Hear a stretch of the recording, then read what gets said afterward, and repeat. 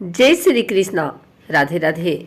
आइए सुनते हैं देव दिवाली की कथा एवं पूजन विधि। कार्तिक मास कृष्ण पक्ष की अमावस्या को मनुष्य दीप जलाकर दीपावली मनाते हैं और मनुष्यों की दीपावली के 15 दिन बाद कार्तिक मास की पूर्णिमा को देवों की दीपावली होती है।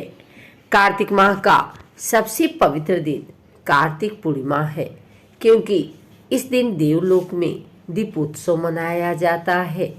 मनुष्यों की भांति देवता भी दीप जलाकर दीपोत्सव मनाते हैं। देव दीपावली पूर्णिमा के दिन कार्तिक के महीने में मनाया जाता है और यह देवताओं या परमेश्वर की दीपावली है। इस दिन पूर्ण चाँद का दर्शन होता है। तुलसी विवाह की रस्म भी इस दिन पूरी होती है और इस दिन तुलसी विदाई होती है। देव दीपावली भी दीपावली समारोह के अंत का प्रतीक है। कहते हैं कि इस दिन देव भी दिया जलाते हैं। इस दिन दिए की रोशनी और चाँद की रोशनी पूरे वातावरण को खुशनुमा कर देती है। कार्तिक पूर्णिमा देव दीपावली के पीछे अनेक पौराणिक संदर्भ है। इस दिन भगवान विष्णु अपने वामन अवतार के बाद और बलि के पास से लौटकर अपने निवास स्थान बैकुंठ पधारे थे। इसी खुशी में लोगों ने दीप जलाए थे। एक अन्य कथा के अनुसार इस दिन भगवान शिव ने 3 दैत्यों का वध किया था, जिन्होंने अपनी आसुरी शक्ति का प्रचार करके निर्दोष मनुष्यों का वध करते थे।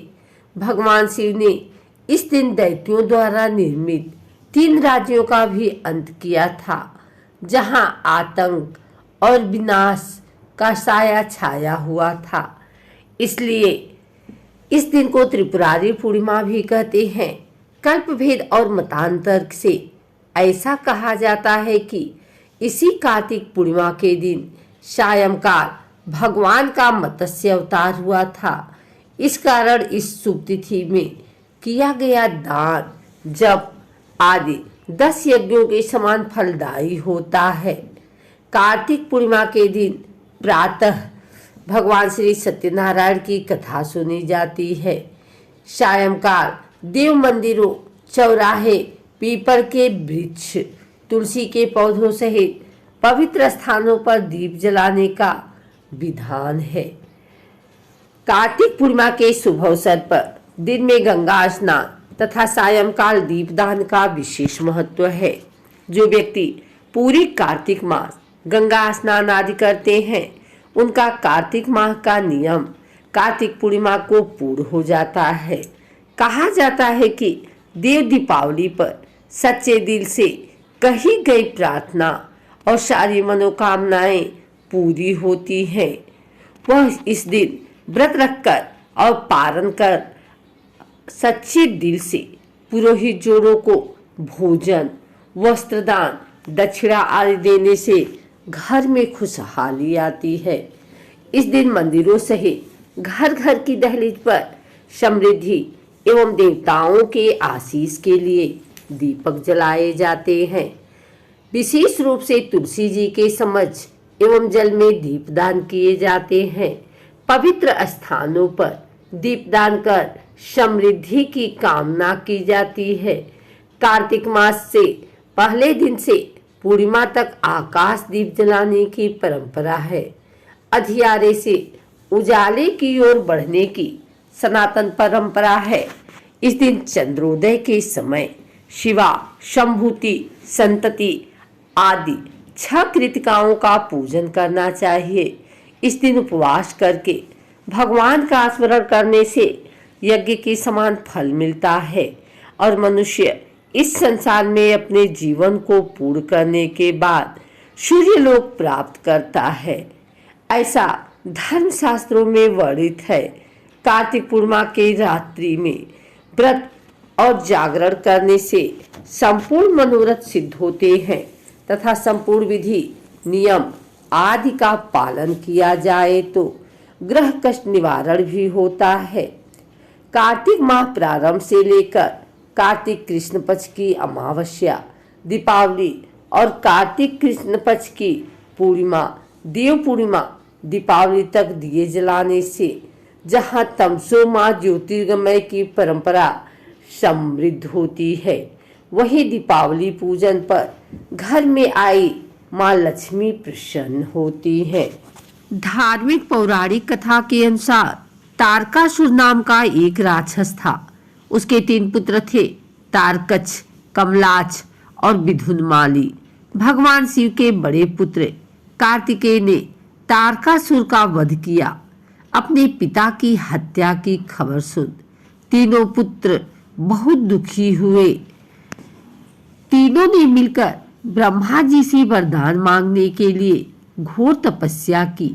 ब्रह्मा जी तीनों की तपस्या से प्रसन्न हुए और बोले कि मांगो, क्या वरदान मांगना चाहते हो।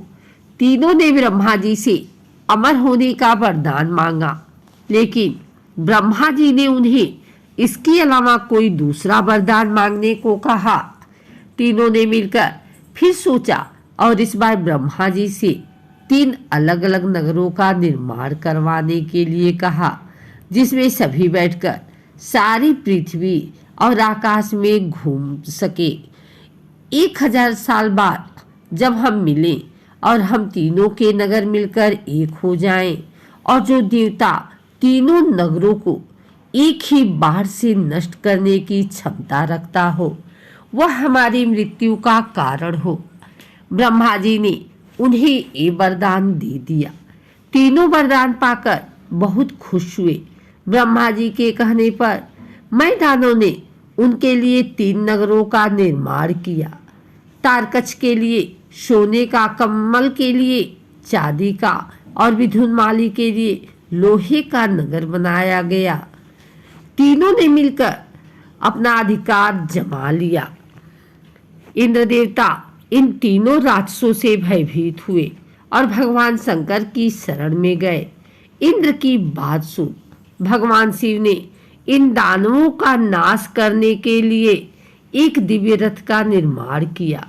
इस दिव्य रथ की हर एक चीज देवताओं से बनी। चंद्रमा और सूर्य से पहिए, इंद्र, वरुण, यम और कुबेर रथ के चाल घोड़े बने, हिमालय धनुष बने और शीशनाग प्रत्यंचा बने। भगवान शिव खुद बाढ़ बने और बाढ़ की नोक बने अग्निदेव। इस दिव्य रथ पर सवार हुए। खुद भगवान शिव भगवानों से बने। इस रथ और तीनों भाइयों के बीच भयंकर युद्ध हुआ।